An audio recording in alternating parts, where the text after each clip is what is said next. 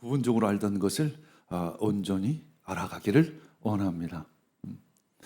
우리 모두 지금 사실 부분적으로 알고 있어요. 우리들의 신앙도 부분적입니다. 우리 매일매일 우리 삶 가운데 조금씩 하나님을 알아가고 또 믿음을 키워가는 것이 우리들의 삶인 줄 믿습니다. 우리는 언젠가는 육신은 죽게 되죠. 그때 우리는 하나님을 온전히 만나게 됩니다.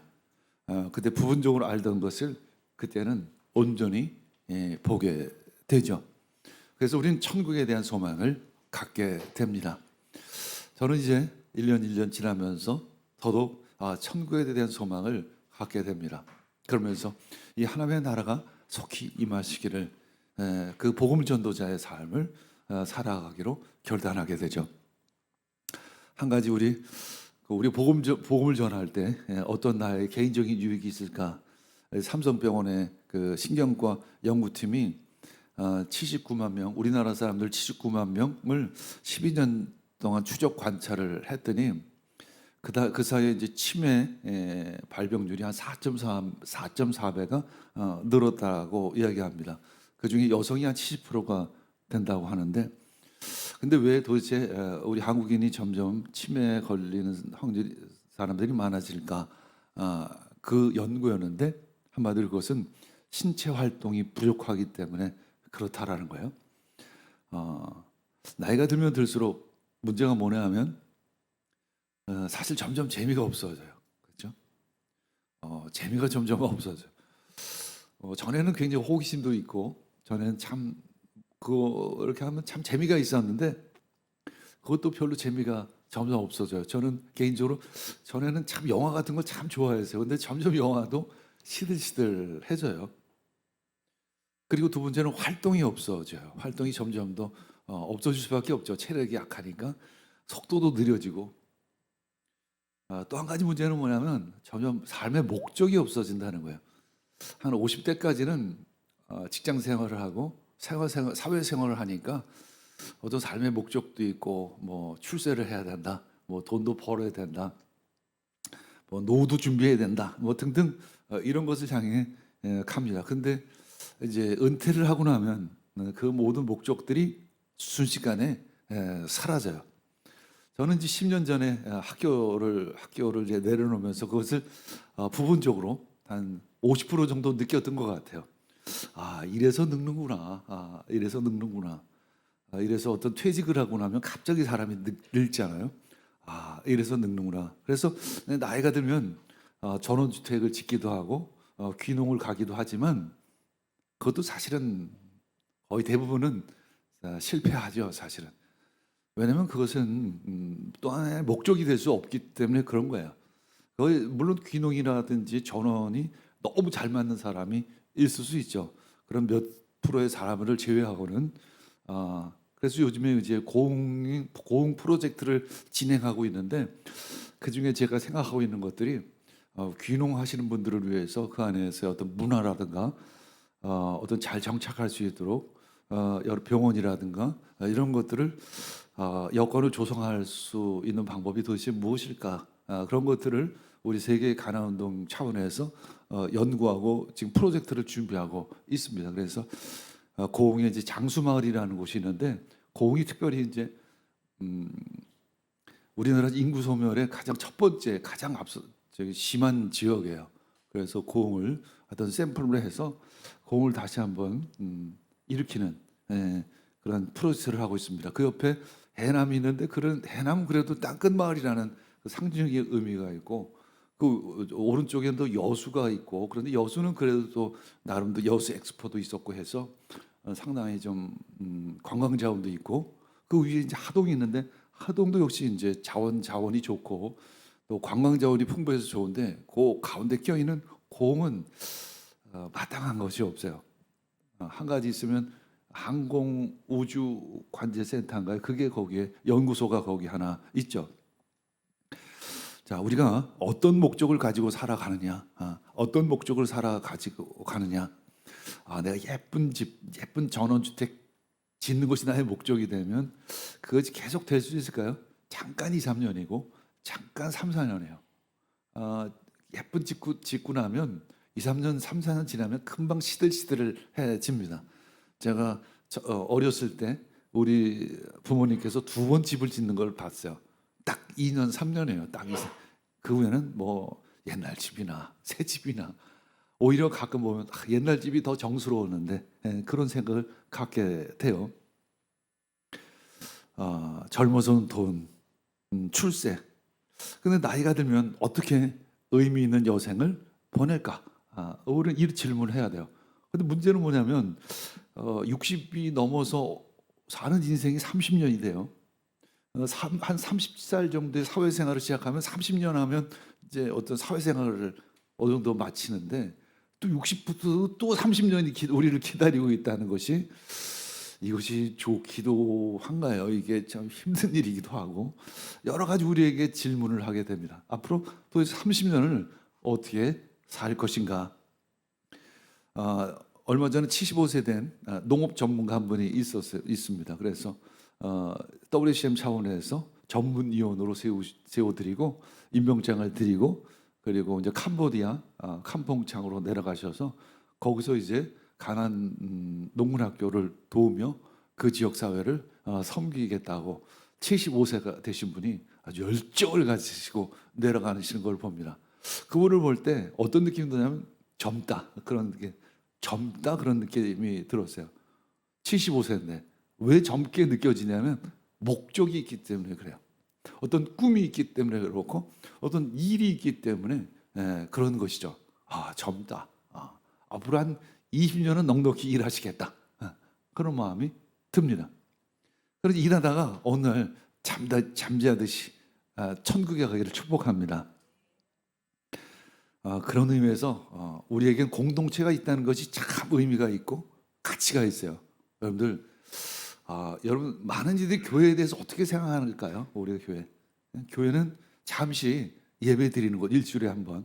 어떤 분은 그런 생각을 가지고 교회에 오실 것입니다. 뭐 그것이 꼭 잘못됐다라는 얘기는 아니에요. 물론 시작은 그렇게 할 수 있어요. 그러나 우리가 점점 이 부분적인 것이 점점 온전한 것으로 가야 될 줄 믿습니다. 하나의 공동체가 되어야 될 줄 믿습니다. 나의 가족과 같은 공동체가 되어야 할 줄 믿습니다.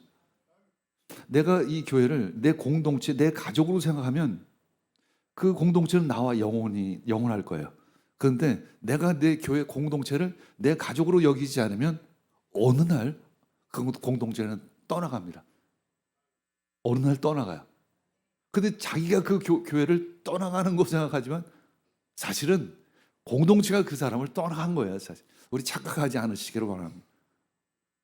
이 교회는, 이 공동체는 여러분들의 공동체예요. 목사님이 주인이 아니에요.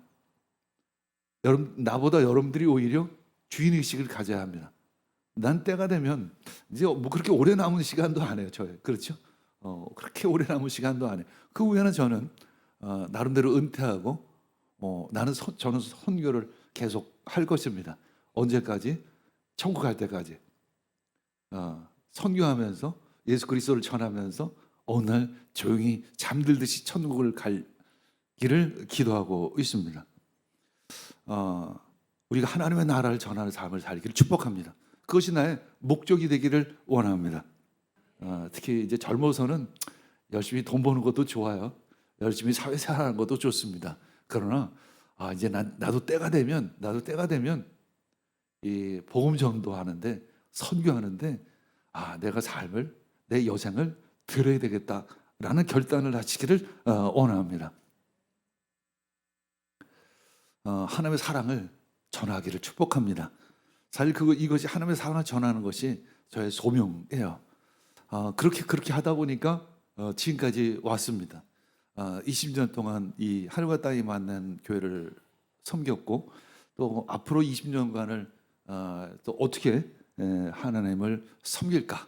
그것은 바로 점점 선교라는 것으로 이제 전환이 되어 가지 않을까 그런 생각이 들어요. 그리고 하나님께서는 우리에게 함께할 동역자를 붙여주시죠. 왜냐하면 혼자 하기는 참 어렵습니다. 그래서 혼자 사역을 한다? 아무리 제가 능력이 있고 아무리 경험이 있어도 혼자는 사실 불가능해요. 선교라는 사역이 혼자 한다는 것은 사실 불가능합니다. 팀이 있어야 되겠고 공동체가 있어야 합니다. 그런 의미에서 우리는 한 팀이요, 한 공동체입니다. 아직 니아스 미션 다녀오지 못하신 분 꼭 가시길 바랍니다. 그리고 여러분들의 사역지가 되기를 원해요. 그리고 여러분들의 또 다른 고향이 되기를 원합니다. 그러면서 우리는 하나의 팀이 되기 시작합니다. 하나의 공동체가 진짜 되기 시작을 하는 것입니다. 움직이는 것도 활동도 계속 움직여야만 계속 움직일 수가 있어요. 어느 날 내가 딱 활동하는 걸 멈추고 나면 계속 늘어지고 계속 잠깐만 눕기를 좋아하고 몸에 힘이 빠지기 시작해요. 끊임없이 움직여야 합니다. 우리 가끔 이관수 부총리님을 보면 그런 생각이 들어요. 그분께서 하시는 얘기가 자기가 필리핀에서 교회를 잘 개척하고 세우는데 한인교회로서는 이제 가장 큰 교회로 세우는데 이분은 늘 다음 세대 젊은이들이 세워주는 교회가 됐으면 참 좋겠다 하고 젊은이들을 잘 세웠는데 돌아보니까 나이가 들어서 보니까 주위에 나이 든 사람이 할 일이 없어졌다는 거예요. 그래서 그때 자기가 좀 젊었을 때 나이 드신 분들이 뭔가 활동할 수 있고 사역할 수 있고 섬길 수 있는 그런 여건을 만들어 놓을 걸 자기가 그것이 가장 후회가 된다고 그렇게 고백을 하십니다. 저는 우리가 물론 다음 세대를 향한 교회가 되어야 하지만 다음 세대만을 위한 교회는 있을 수가 없어요. 어른 세대와 다음 세대가 어우러지는 그러한 교회가 되기를 축복합니다. 그래서 다음 어른 세대는 무엇을 하냐면 우리 젊은 세대 10대 20대들의 모델이 되는 진짜 예배자의 모델이 되어지고 전도자의 모델이 되는 그런 어른 세대가 되기를 축복합니다. 그러면 그런 의미에서 우리는 동역자입니다. 지금은 내가 이제 이 교회 담임 목사로서 몇 년간은 더 섬기게 될 거예요. 그러나 그 후에는 진짜 여러분들과 동역자가 되기를 원합니다. 앞으로 한 4년 동안은 특히 이제 세계 가나 운동을 제가 앞서서 섬겨야 되는 위치가 돼버렸어요. 그러고 제가 그 4년이라는 그 시간들을 어떤 의미로 받아들여야 할까라는 질문을 했을 때 니아스 미션에 대한 좀 더 구체적인 자리를 잡아가자. 그래서 앞으로 4년 후에 함께 할 수 있는 우리 모두가 함께 할 수 있는 그리고 그것은 지금 60대 이상 50대 이상만이 아니라 20, 30대들도 한 3, 40년 후에는 함께 할 수 있는 그런 선교지가 됐으면 참 좋겠다. 어떤 목적 있는 삶을 살아가고 부르심 있는 삶을 살아가는 우리 모두가 되기를 원합니다. 그래서 하나님은 우리에게 함께할 동역자를 붙여주십니다. 왜냐하면 팀이 필요하기 때문에 그래요. 공동체가 필요하기 때문에 그렇습니다. 이제 2차 선교 여행 때 바울 사도는 아덴에서 도망가듯 홀로 고린도로 옵니다. 사실 빌립보 교회는 잘 세워졌지만 그 외에는 그렇게 선교 열매가 크게 있는 것 같지를 않아요. 성경을 보면 그런 의미에서 바울 사도 입장에서는 참 큰 열매도 있었지만 때로 실망하고 낙담할 때도 있습니다. 더군다나 아덴에서는 큰 열매가 없었기 때문에 그러면서 고린도로 도망하듯 혼자 단신으로 이동하죠. 그리고 가는 곳마다 동족들이 반대를 해요. 우리 바울 사도 입장에서 생각해 봐요. 바울 사도 입장에서 헬라인들은 이방인들은 그래도 그 복음을 받아들여요. 근데 자신의 동족인 유대인들은 늘 가는 곳마다 방해를 하고 핍박을 하고 또 고소를 하고 그 법정으로 끌고 가기도 합니다. 때로는 돌로 던져서 거의 죽기까지 해요. 바울 사도 입장에서 보면 참 얼마나 외롭고 쓸쓸할까라는 생각을 갖게 됩니다. 그때 하나님은 함께하는 동역자를 보내주셔서 그 힘이 빠져 있는 바울을 격려해 주시죠. 사도행전 18장 5절 읽겠습니다. 실라와 디모데가 마게도냐에서 내려온 뒤로는 바울은 오직 말씀을 전하는 일에만 힘을 쓰고 예수가 그리스도이심을 유대 사람에게 밝히 증언하였습니다. 이제 바울 사도가 홀로 고린도에 내려왔어요. 홀로 이제 복음을 전해요. 전하는데 어떤 거냐면 느낌이 뭐냐면 바울은 오직 말씀을 전하는 일에만 힘을 썼다. 이렇게 보면 바울서는 늘 힘 있게 복음을 전했구나라는 생각이 들어요. 근데 그렇지가 않아요.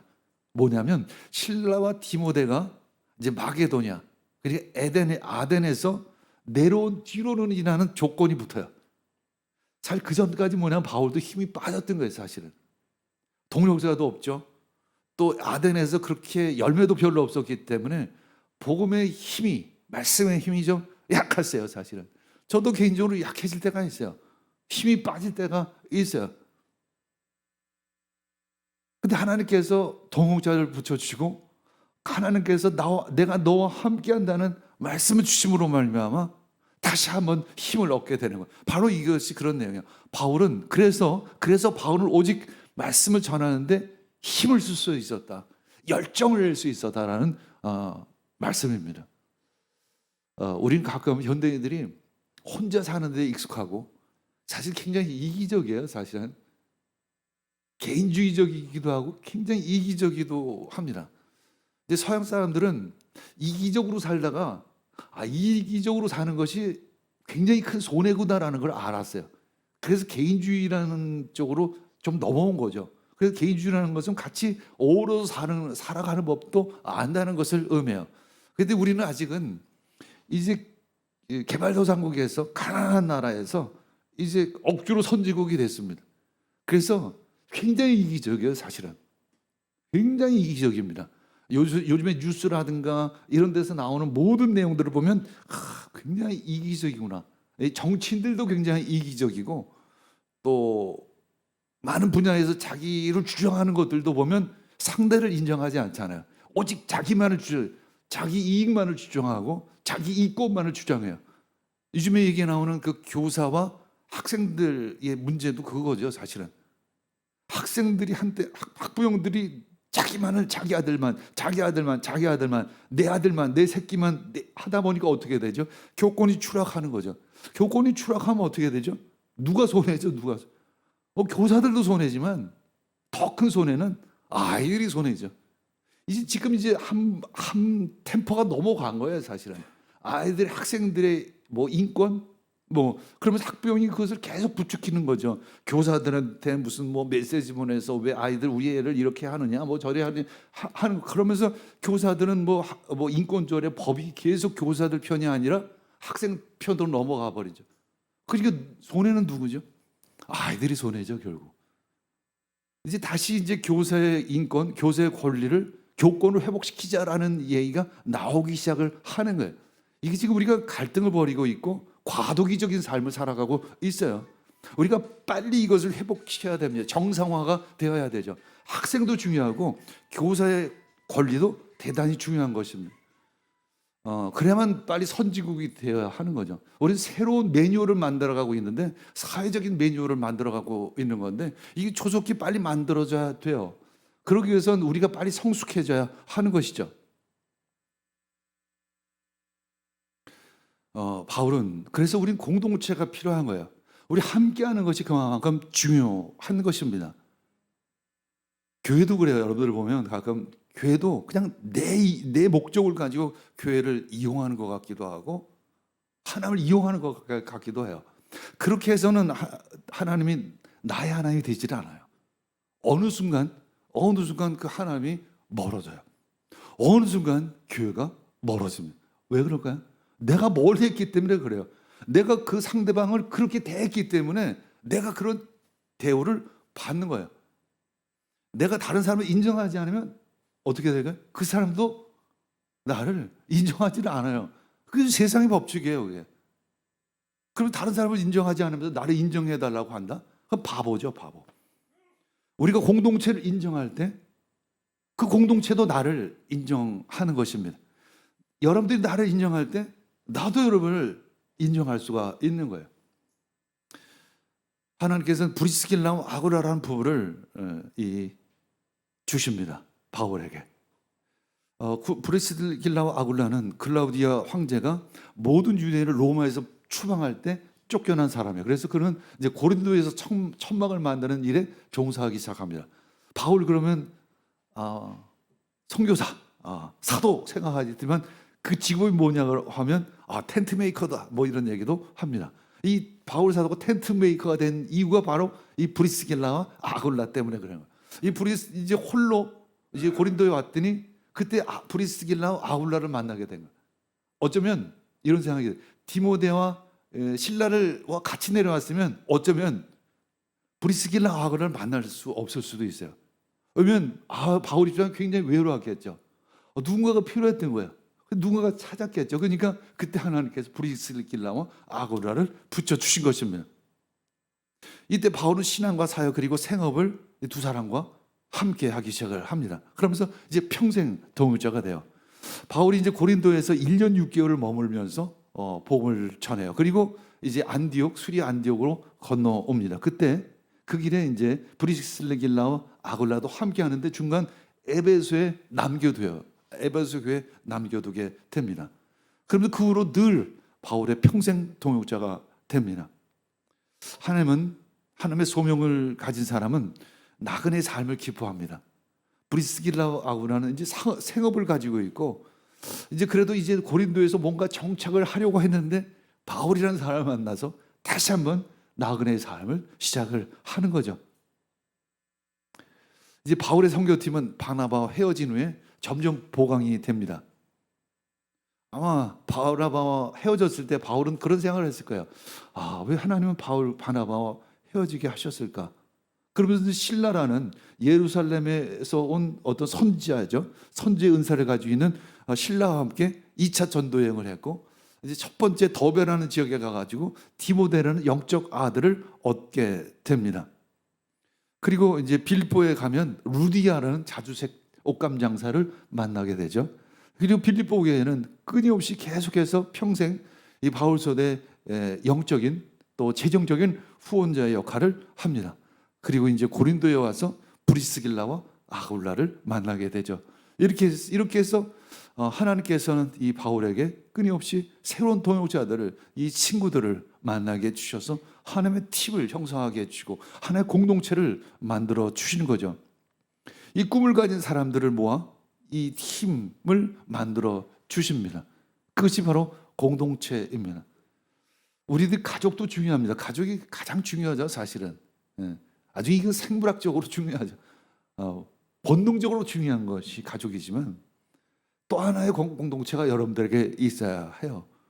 제가 지금까지 살아오면서 또 앞으로 살아갈 것들을 생각하면 우리에겐 물론 친구도 필요하지만 이 친구라는 것은 한계가 또 있어요. 나름대로 한계가 있어요. 뭐 예를 들어 술 먹는 친구가 될 수도 있고 무슨 뭐 운동하는 친구가 될 수도 있고 뭐 여러 가지 친구가 그 부분에 한정이 돼 있지만 이 공동체라는 것은 좀 더 큰 의미로 어떤 목적이 있는 진정 가치 있는 삶을 살기 위해서는 진짜 공동체가 필요하다는 생각을 갖게 됩니다.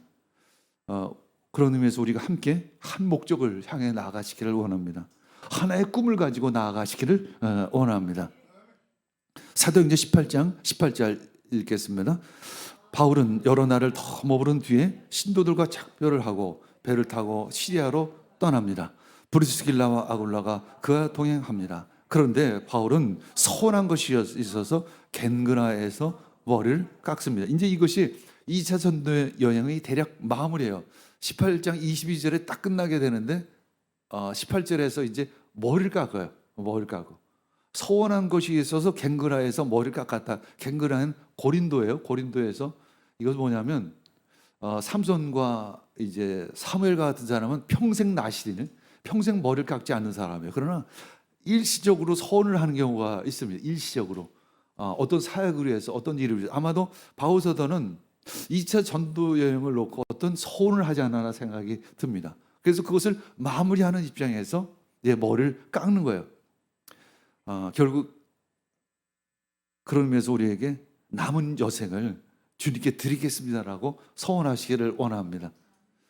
이제 에베소에 잠시 들렸다가 이제 가이사랴 교회를 방문함으로 인해서 2차 선교여행이 마무리가 됩니다. 18장 20절에서 21절 읽겠습니다. 그들은 바울에게 좀 더 오래 머물러 달라고 청하였으나 바울은 거절하고 하며 뜻이면 내가 다시 돌아오겠습니다 하고 작별을 한 뒤에 배를 타고 에베소를 떠납니다. 이렇게 해서 2차 전도여행이 마무리가 돼요. 뭔가 이유 왜 그런지 바울서는 에베소에서 계속 머무르지 않고 일단 마무리를 합니다. 그렇죠? 이것은 바로 뭐냐면 주의 뜻을 따라 머물고 떠나는 그 하나님의 종의 모습을 보게 됩니다. 늘 기도하시기 원합니다. 그리고 늘 하나님의 뜻이 무엇인지를 알고 머무르 하면 머물고 떠나라 하면 떠나는 여러분이 되기를 축복합니다. 그리고 이제 23절에서 3차 선교 여행이 시작이 돼요. 근데 3차 여행 내가 시작한다라고 얘기하면서 3차 여행이 시작이 되는 것이 아니라서 애매해요. 애매하게 23절에서 갑자기 3차 전도 여행이 시작이 됩니다.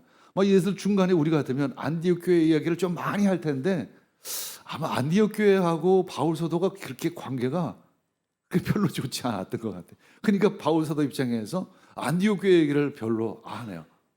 거기서 뭔가 일이 있었을 텐데 한참을 있었을 텐데. 자, 18장 24에서 25절 읽겠습니다.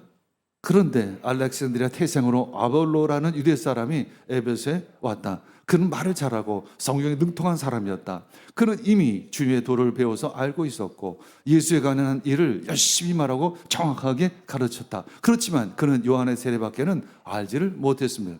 그리고 23절에 바울 사도가 이제 3차 전도 여행을 시작을 해요. 그걸 그래서 갈라디아 지역, 아시아 지역으로 이렇게 넘어가요. 넘어갑니다. 넘어가는데 갑자기 아볼로가 등장을 해요. 갑자기 아볼로가 등장해요. 아볼로는 바울을 만난 적이 없어요. 만난 적이 없이 갑자기 아볼로가 등장을 하는데 이 사람을 설명하기를 알렉산드리아 태생인데 유대 사람이에요. 말을 잘해요. 언변이 좋고 성경에 능통한 사람. 근데 여기서의 성경은 구약 성경을 얘기합니다. 예수님에 관해 일을 열심히 말하고 정확하게 가르쳤는데 한 가지 문제가 뭐냐면 요한의 세례밖에 알지를 못했어요. 부분적이었다는 거예요. 온전한 성경 지식을 가지고 있지 못했어요. 온전히 예수 그리스도를 알지를 못했습니다. 그래서 브리스길라가 그가 회당에서 강론하는 것을 듣고 저기가 한 가지 부족하구나 라는 것을 알고는 그를 데려다가 이 성경을 쭉 펼쳐놓고 알려줍니다. 성령 이렇고 예수님께서 십자가에 부활하시고 못 박히시고 부활하시고 승천하시고 성령을 세례로 주신다는 걸 약속하셨다. 네가 요한의 세례밖에 알지 못하고 있는데 성령 세례를 아냐 라고 하면서 이제 성령 세례까지 쭉 알려준 것입니다. 그때 이제 아볼로는 확실히 들은 거예요. 내가 이제 예수님에 대한 가르침, 그 복음을 확실히 안 것입니다. 그러면서 아볼로가 말해요. 내가 이제 에베소 교회에 있는 거예요. 지금 에베소 교회에 있는데 고린도 교회에 가서 고린도 교회에 내가 좀 말씀을 전하겠습니다. 그러니까 이제 에베소 교회에서 이제 아볼로를 파송하는 것입니다. 그리고 편지를 써서 보내요. 그래서 고린도 교회가 그를 영접하도록 그랬더니 그는 고린도에 도착해서 하나님의 은혜로 신자들에게 많은 유익을 주었다 이렇게 기록하고 있습니다. 그때까지 아볼로는 바울을 만난 적이 없어요. 근데 하나님께서는 아볼로라는 사람을 택하셔서 고린도가 지금 비어 있잖아요. 에베소에서는 브리스길라 아굴라가 있는데 고린도 교회가 비어 있으니까 아볼로를 고린도에 보내셔서 선교의 퍼즐을 맞추는 것입니다. 이 전도 사역은 나 혼자 하는 것이 아니라 우리가 함께 하는 것이죠. 우리의 사역이 아니라 하나님의 사역이 되어야 될 줄 믿습니다. 제가 이제 선교 사역을 이렇게 쭉 하다 보면 이제 WCM을 통해서 하다 보면 선교사들이 자기 사역을 하는 경우가 많아요. 목회자도 그렇지만 선교사야가 자기 바운더리만 생각할 때가 너무 많이 있습니다. 우린 늘 하나님의 사역을 해야 합니다.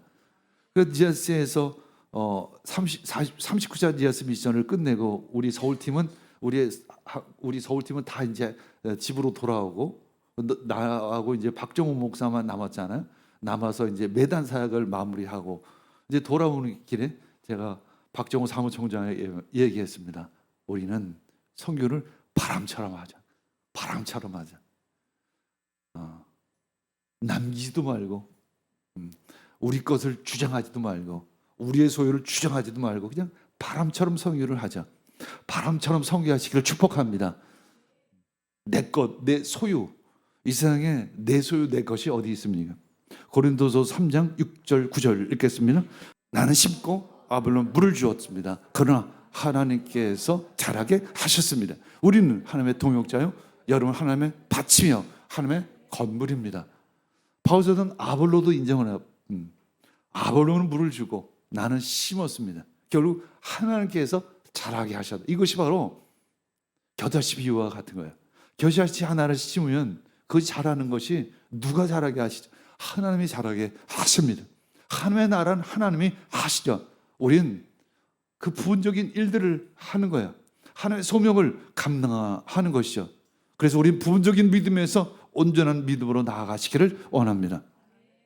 아볼로는 이제 에베소 교회가 이제 고린 파송을 해서 고린도 교회를 섬기고 있을 때 이제 바울의 3차 선교 여행이 시작이 됩니다. 우리 3차 선교 여행 사진 잠깐 보여주시기를 바랍니다. 자, 이제 안디옥에서 시작이 돼서 어디로 가죠? 에베소로 이제 바울 사도가 갑니다. 에베소에 가면 누가 기다리고 있을까요?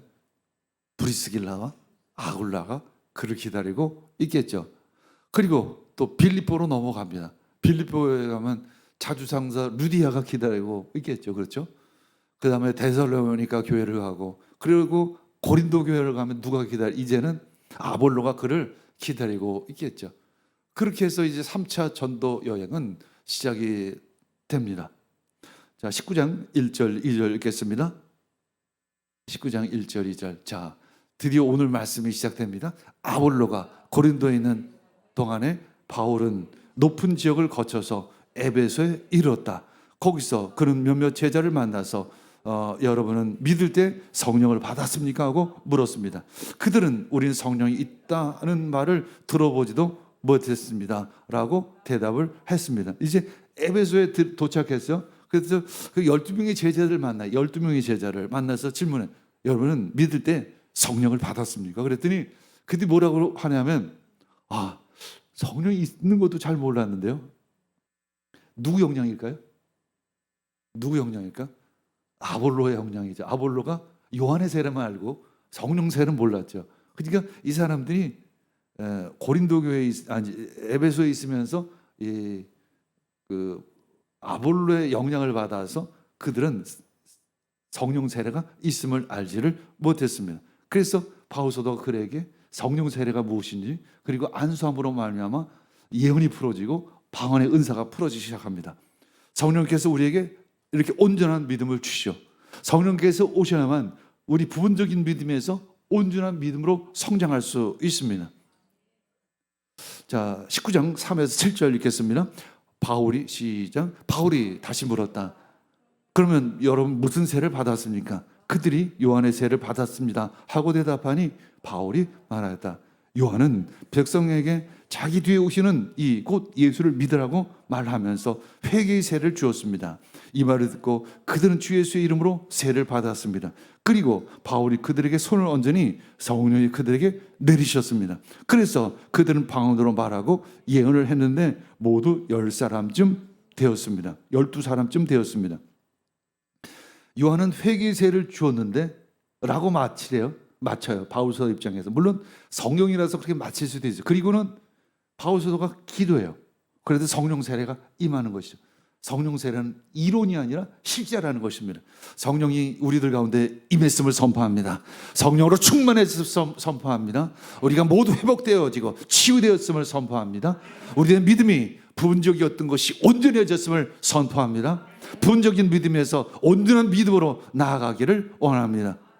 그래서 이들에 의해서 어떻게 됐을까요? 에베소회가 더 큰 부흥을 맞이하는 것이죠. 그래서 바울은 회당에 들어가서 하나님 나라에 대해서 강론하기 시작을 합니다. 2차 전도여행까지는 주로 예수 그리스도를 전했어요. 근데 3차 전도여행부터는 한 가지 주제가 바뀌었어요. 하나님의 나라에 대해 선포하기 시작을 합니다. 물론 같은 주제이죠. 예수 그리스도로 말미암아 하나님의 나라가 시작이 된 것이고 예수 그리스도로 말미암아 하나님의 나라가 성취될 것입니다. 물론 그 주제가 그 주제이지만 어쨌거나 성경에서는 2차 전도여행까지는 예수 그리스도를 주로 전했다라고 하면 3차 전도여행에서는 하나님의 나라, 그 천국을 전하기 시작합니다. 천국이 이미 우리에게 임했음을 선포합니다. 어떻게 예수 그리스도께서 우리 가운데 오셨으므로 말미암아 하나님의 나라가 우리 가운데 임했음을 선포합니다. 시작됐네. 시작됐습니다. 하나님의 나라가 시작이 됐습니다. 이제 바울은 2년 동안 에베소에 있으면서 특별히 두란노 서원이라는 거 알죠? 우리 두란노라는 어떤 사람이 있는데 그 사람의 소유인데 그 안에서 토론하고 또 강의도 하고 하는 장소였습니다. 그곳에서 날마다 가르쳤고 아시아 지방에 사는 유대인이나 헬라인이 주의 말을 듣게 되었습니다. 2차 전도여행 사진 그 잠깐 보시기 바랍니다. 자, 아시아에 있는 지역의 그 교회들이 어떤 교회가 있죠? 저쪽 에베소 위쪽에 있는 약간 확대가 좋은 에베소 위쪽에 있는 에베소, 뭐 서머나 버가모, 두아디라, 사데, 빌라델비아, 라오디아게, 요한계시록 23장에 보면 그런 7개의 교회가 등장을 하죠. 주로 그 지역에 있는 교회들이 이 두란노 서원에서 바울 사도가 강론하고 말씀을 전함으로 말미암아 그곳에 성도들이 회심한 성도들이 생겼고 그들을 통해서 교회들이 세워진 것입니다. 바울 사도는 이제 왜 하나님의 나라를 선포하기 시작했을까? 지도를 보면 느껴져요. 아, 바울 사도가 어떤 마음이겠구나. 그렇죠? 처음에는 예수 그리스도였었어요. 회심한 바울 사도 입장에서 예수 그리스도를 전했어요. 근데 예수 그리스도가 온 아시아에 온 유럽까지 전해지기 시작하면서 느껴지는 게 뭐냐면 하나님의 나라가 임하고 있구나. 하나님의 나라가 지금 확장되어져 가고 있구나. 옛날 그 예수님께서 가르치신 그 겨자씨 비유, 겨자씨 하나를 땅에 심어졌더니 그것이 싹이 나고 나무가 되어 풍성하게 자라서 열매가 맺고 새들이 그곳에 기들게 되는구나 라는 것이 바로 저 지도를 바라보면서 우리는 느껴질 수 있는 것입니다.